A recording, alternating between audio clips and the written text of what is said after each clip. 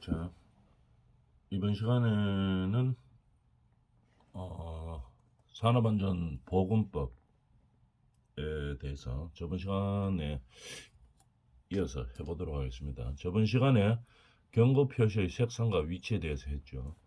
이 화학물질에 대해서 지금 하고 있는 거죠. 그런데 이 화학물질들은 좀 많이 위험하죠. 그래서 아주 이 취급이나 제조에 대해서, 유통에 대해서 어떤 조항들이 아주 세부적으로 잘 되어 있습니다. 잘 되어 있다는 말이 아주 까다롭게 되어 있죠. 그래서 위험성이 있기 때문에 그렇게 하는 거죠. 그래서 경고 표시를, 위험하니까 경고 표시를 해야 되죠. 근데 거기 위험 표시를 할 때 그 색상과 위치까지 다 이렇게 규정하고 있죠. 어떤 색으로 경고 표시를 하고 어떤 위치에 해야 된다. 뭐 이런 게에 대한 뭐 법 규정들이 다 있는 거죠. 그래서 왜 이렇게 하느냐 하면은 화학물질이 좀 위험하기 때문에 그렇게 하는 거죠. 우리가 일반인들이 그 화학물질 이런 거 유통하거나 좀 위험한 부분 그것들 사거나 이렇게 하지 못합니다. 그죠? 어떤 절차에 의해서 해야 되죠. 내가 뭐 사고 싶다고 사고 이런 것들이 아니죠. 그래서 위험한 이 화학 제품들을 에 대해서 규정하는 것들에 대한 법규가 어떤 것들인지 알아보고 있는 거죠. 점시간에 요 내용은 했고, 그래서 경고 표시의 색상 및 위치도 반드시 잘 보이는 색상을 하게 되겠죠. 그죠? 어떤 색상을 해야지 잘 보이느냐 이런 거에 대해서 법규가 있는 거죠. 예를 들어서 너무 막 색깔이 많이 있어가지고 눈에 보이지도 않도록 이렇게 해놓으면 안 된다는 얘기겠죠. 그럼 위치도 딱 법으로 명시되어 있습니다. 저 뒤쪽에 잘 안 보이는데 해놓고 이렇게 하면 안 된다는 얘기겠죠. 취급하는 근로자들이 잘 눈에 보일 수 있는 그런 위치에 있어야 된다는 얘기입니다. 저번 시간에 했던 거이고, 그러면은 어떤 뭐 표지의 색상이나 이런 것들이 다 법규로 되어 있고, 결국은 뭡니까? 이 취급하는 근로자가 쉽게 볼 수 있는 위치에 견고하게 부착을 해야 되는 거겠죠. 형식적으로 뭐 법이 있으니까 뭐 붙이고 이렇게 해서는 안 된다는 얘기입니다. 딱 쉽게 볼 수 있는 위치에 견고하게 부착해야 되는 거겠죠. 그럼 이런 경고 표시에 어, 기재 항목을 적은 자료를 뭐 어떤 식으로 제공해야 되는가를 한번 알아봅시다. 어, 읽어보면 경고 표시 기재 항목을 적은 자료는 경고 표시 기재 항목을 적은 자료는 대상 화학 물질을 양도하거나 제공할 때, 팔 때 이야기죠. 양도하거나 제공할 때 함께 제공해야 됩니다. 기재 항목들을. 그죠? 그래서 그래야지 뭐 사는 사람이 이 화학 제품이 뭐가 위험한지, 어떻게 뭐 유해성을 가지고 있는지 이런 것들에 대해서 알게 되는 거죠. 그래서 양도하거나 제공할 때 기재 항목들을 표시해서 해줘야 됩니다.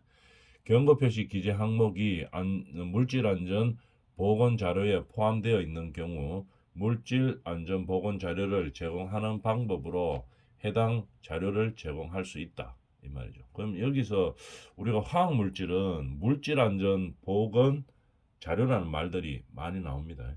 그러면 이게 뭐냐면은 어, 화학 물질의 유해성 또는 위험성의 정보, 그 다음에 이 어떤 문제가 발생했을 때 응급 조치를 어떻게 할 것인지, 응급조치법, 그 다음에 취급 방법, 이 화학물질을 어떻게 취급할지 등을 어,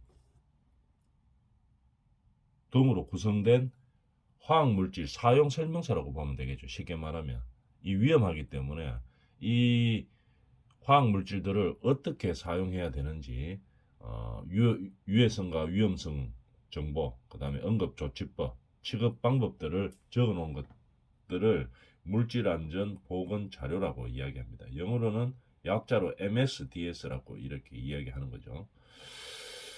그래서 물질안전보건 자료 대상 물질을 뭐 제조하거나 우리나라에서 이제 직접 제조하거나 외국에 있는 제품들을 수입하기 위해서는 반드시 뭡니까? MSDS 물질 안전 보건 자료를 작성한 후에 반드시 제출해야 되는 것이죠. 그러면 이 작성하는 자료들은 어떤 법 규정에 의해서 작성을 해야 됩니다. 어떻게 하는지를 한번 알아보고 할까요?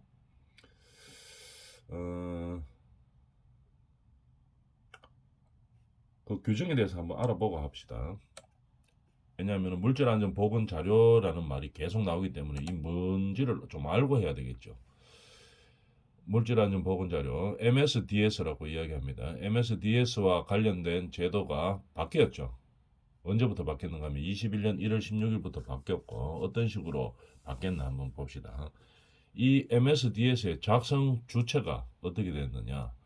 옛날에 법 개정 되기 전에는 대상 화학 물질을 양도 혹은 제공하는 자, 양도하거나 제공하는 자가 MSDS를 작성해야 됐었습니다. 그런데 개정되면서 어떻게 됐는가 하면은 제조하거나 수입하는 사람도 포함되는 거죠. 제조하거나 외국에서 수입하거나 아니면 국의 제조자가 선임한 자가 외국에서 제조한 자가 선임한 자가 MSDS를 작성하도록 바뀌었습니다. 주체가 바뀌는 거죠. 쉽게 말해서 우리나라에서 만드는 사람 또는 해외에서 수입하는 사람이 MSDS를 작성해야 된다고 주체가 바뀌었습니다. 그 다음에 기재 항목이 좀 간소화됐습니다. 개정 전에는 구성 성분의 모든 명칭과 함유량에 대해서 다 적었어야 됐어요. 근데 개정 후에서는 어떻게 유해하거나 위험한 화학물질에 대해서만 하면 됩니다. 유해하거나 위험한 화학물질에 대해서만 명칭과 그 함유량을 적도록 바뀌었는 거죠. 어떻게 유해한지, 어떤 함유량이 얼마인지 이런 것들을 적도록 바뀌었는 거죠. 그리고 뭐 응급 조치 방법 이런 것들을 이제 해야 됩니다. 그 다음에 이 작성한 MSDS를 어디에다가 공단에다가 안전보건공단에 반드시 제출해야 됩니다. 제조하거나 수입하는 자는 그죠? 그래서 MSDS를 작성해서 안전보건공단에 반드시 제출해야 됩니다. 근데 이 제출 안 하면 어떻게 됩니까? 과태료 내겠죠. 한 500만 원 정도 이렇게 냅니다. 그래서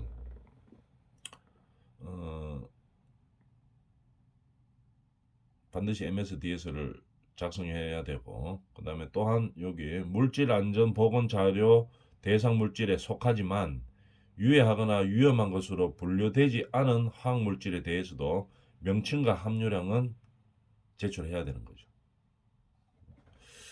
그 다음에 그래서 안 하면은 이게 이제 법으로 이제 제재를 하죠.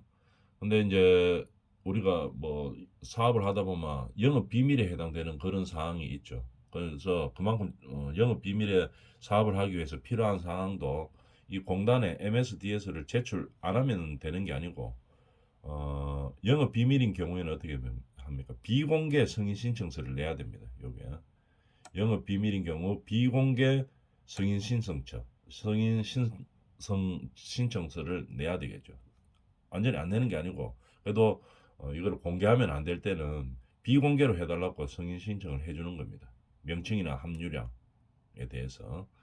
그런데 누구의 승인을 받아야 됩니까? 고용노동부 장관의 승인을 받아서 이렇게 내야 된다는 얘기겠죠.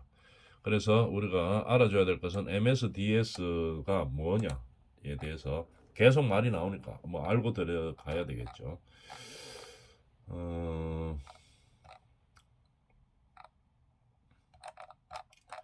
그래서 MSDS를 뭐 간단하게 한마디로 정리해 보자면 화학 물질의 유해성, 그 다음에 위험성의 정보, 응급조치법, 취급 방법들을 설명하는 화학물질 사용 설명서라고 보면 되겠습니다. 그래서 어떻게 하는지 어떤 것들을 적는지 한번 이제부터 알아봅시다.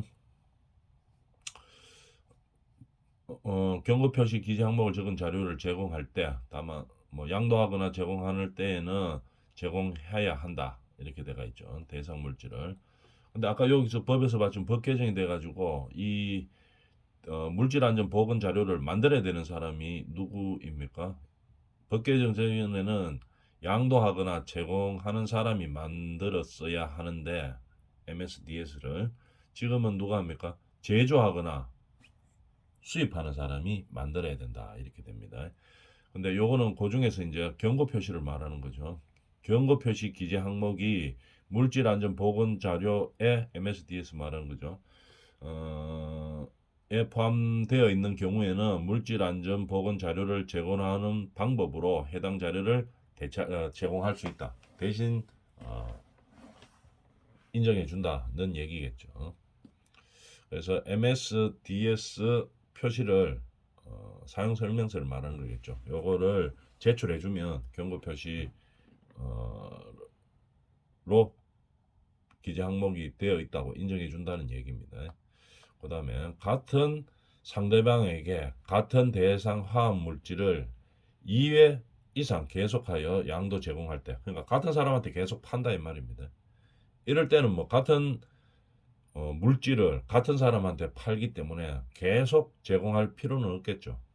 기재 내용의 변경이 없는 경우, 똑같이 처음에 팔았던 거하고 똑같이 팔 때, 그럴 때는 이 경고 표시를 적은 기재 항목을 자료를 제공하지 않아도 된다 이 말입니다.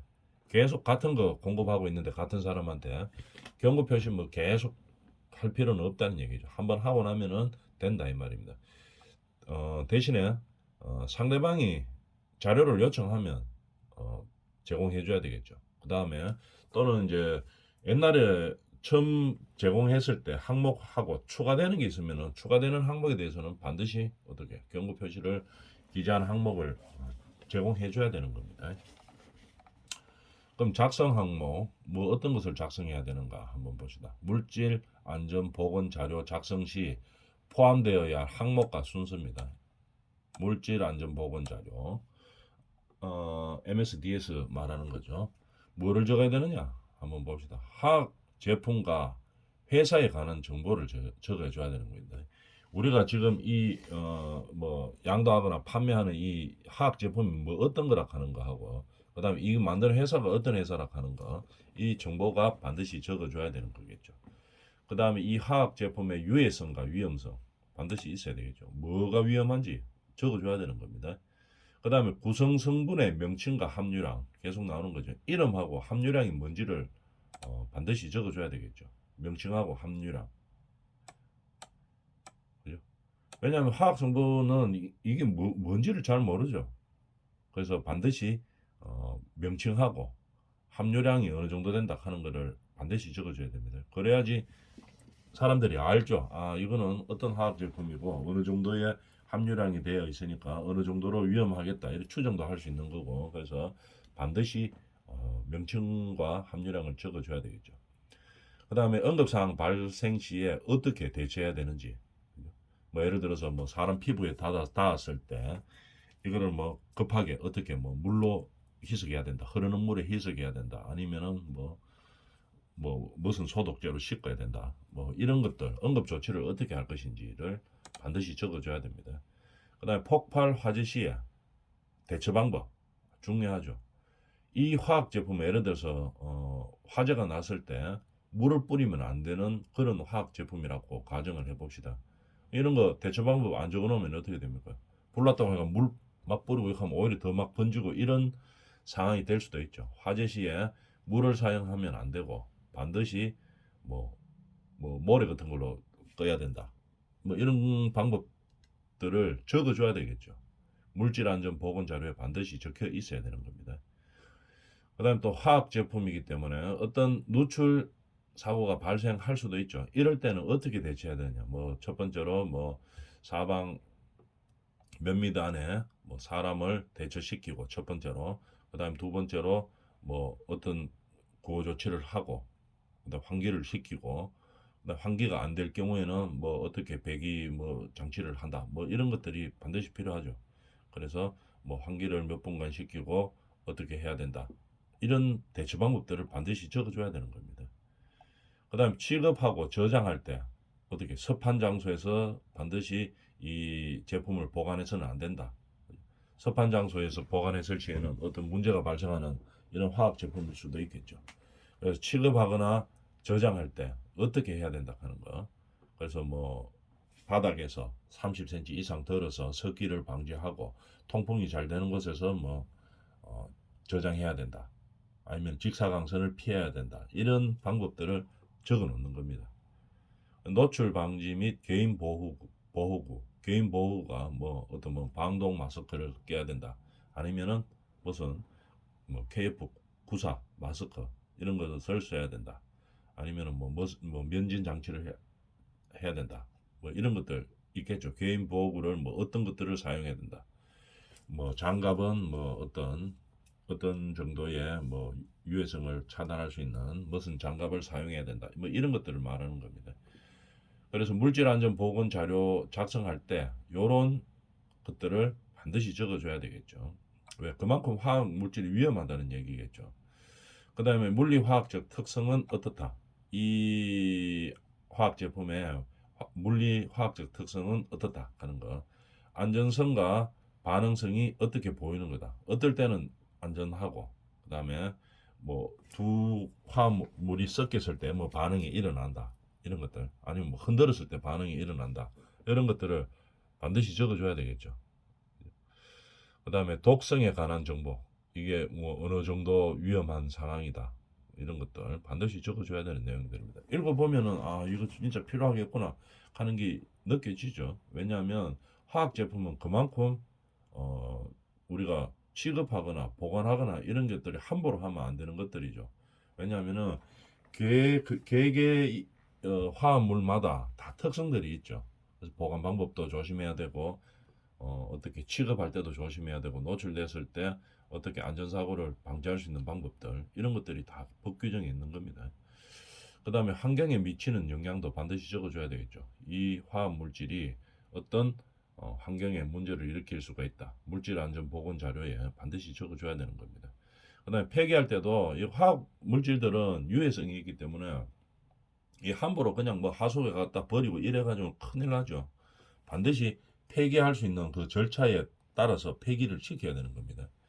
그 다음에 이송할 때도 필요한 정보가 있죠. 반드시 뭐 탱크 로리 안에 보관해서 해야 된다, 또 운송해야 된다든지 아니면은 영하의 상태를 유지하면서 영하의 기온을 유지하면서 뭐 운송해야 된다. 몇 도에서 몇 도 사이로 유지하면서 운송해야 된다. 이런 다 규정 화학 물질마다 규정들이 있습니다.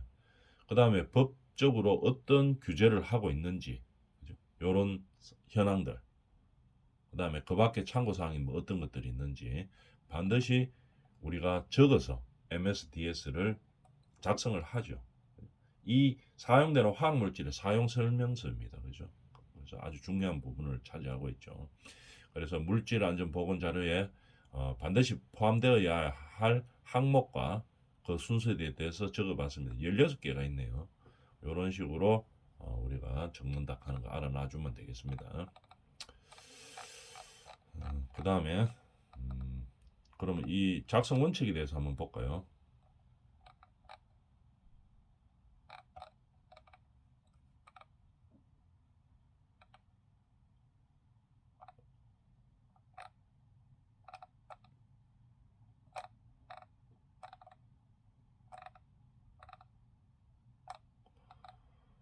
작성 원칙에 대해서 한번 봅시다. 그럼 중요하다 하는 그 자주 나온다는 물질 안전 보건 자료의 작성 원칙이 뭐냐 한번 봅시다. 여기 되어 있죠. 한글로 작성하는 것이 원칙입니다. 한글이 원칙이다는 얘기겠죠. 한글이 원칙인데 화학 물질명이나 외국 기관명은 이 한글로 할 수가 없죠. 그런 고유명사들은 영어로 표기할 수 있다 이 말입니다. 근데 한국어로 번역하지 않아도 되는 경우가 있습니다.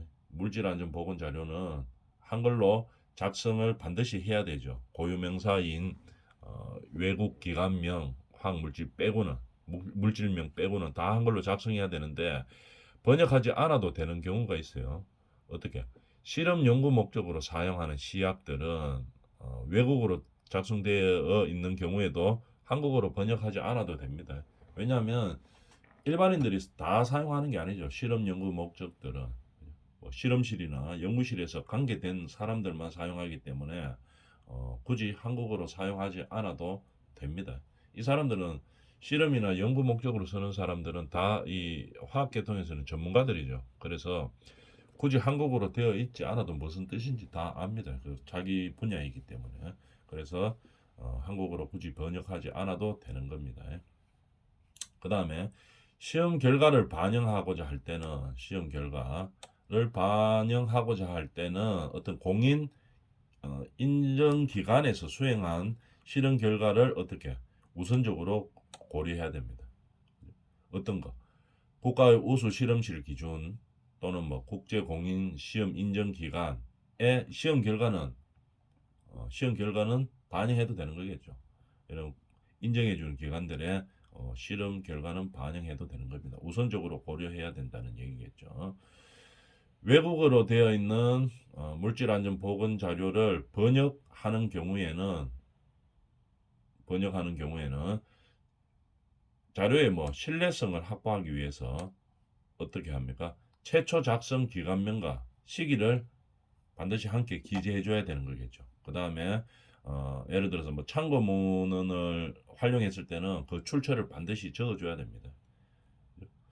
이래야지 뭐 신뢰성이 쌓이는 거겠죠. 그 다음에 물질안전보건자료 작성에 필요한 용어라든지 기술 지침은 한국산업안전보건공단이 정할 수 있는 겁니다. 한국산업안전보건공단 여기서 정할 수 있다 이 말이죠.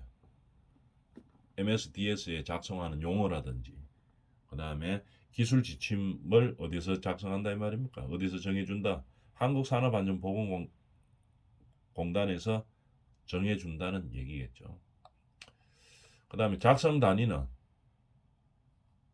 어떻게 해야 됩니까? 작성 단위 반드시 법률이 정하는 바에서 해야 되는 겁니다. 계량에 관한 법률이 정하는 바에 따라서 작성 단위 우리 작성 단위로 뭐 알 수 있는 것들이 우리가 뭐 하는 것들이 뭐가 있습니까? 예를 들어 미리그램, 그램 이런 것들이 있죠. 이런 거 다 작성 단위죠. 이런 것들을 법률이 정하는 바에 따라서 물질안전보건자료의 작성 단위를 정해야 된다는 얘기입니다. 작성 항목은 빠짐없이 작성해야 되겠죠.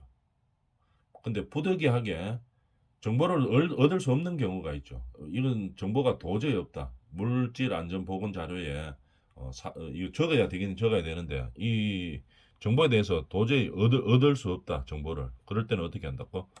자료 없음이라고 기재해야 된다는 얘기입니다. 또는 적용이 불가능하거나 대상이 되지 않는 경우 우리 이 제품, 이 화학 제품 있죠. 이 제품을 적으려고 보니까 물질안전보건자료 MSDS를 적으려고 보니까 대상이 되지 않는 상황입니다. 그러면 그냥 비워놓는 게 아니고 해당 없음이라고 기재해야 된다는 얘기겠죠. 그 다음에 구성성분의 함유량을 보면 구성성분이 함유량이 플러스 마이너스 5% 범위 안에 그러니까 플러스도 5% 마이너스도 5%의 함유량을 가질 때는 하한값과 상한값으로 함유량을 대신하여 표시할 수 있다 이 말입니다. 하한값과 상한값으로 함유량의 범위를 대신하여 표시할 수 있다 이 말이죠. 작은 범위를 일일이 다 적으려고 하면 너무 이 많을 경우도 있고 이렇기 때문에 구성 성분을 전부 다 적을 때 이 너무 많다든지 아니면은 그 범위를 적기에는 너무 뭐 이렇게 좀 복잡한 경우가 있죠. 이럴 때는 함유량의 플러스 마이너스 5% 범위에서 어떻게 함유량의 범위로 함유량을 대신할 수 있는 겁니다. 어떤 범위 안에 있다고 표시를 해주는 거겠죠. 되었죠. 하한값과 상한값의 범위로 함유량을 대신할 수 있다. 이런 얘기입니다. 그 다음에 이 물질 안전 보건 자료를 작성할 때는 목적이 뭐냐? 이 뭐 때문에 하느냐 이 말이죠. 건강보호입니다. 취급 근로자의 건강보호죠. 이 화학물질을 취급하는 근로자들이 있죠. 이 사람들의 건강 보호를 목적으로 하는 겁니다. 직업 근로자에.